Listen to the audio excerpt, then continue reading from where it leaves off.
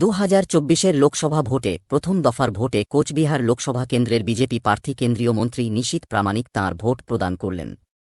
Vote গ্রহণ কেন্দ্রে এসে ভোট দিলেন কেন্দ্রীয় মন্ত্রী।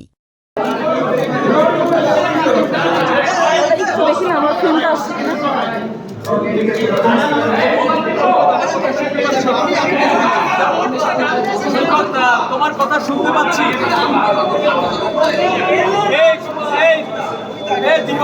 বলো বলো। অডিওটা তো অন নেই, অডিও অন আছে, অন আছে।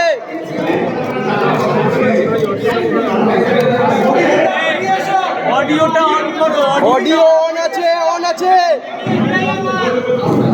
অভিজিৎ দা বেরিয়ে এসো। অন আছে আমার। একেবারে সৈকতের ছবি তুমি দেখতে পাচ্ছ। শিবপুর সরাসরি প্রতিমন্ত্রী নিশীথ প্রামাণিক, যিনি কোচবিহার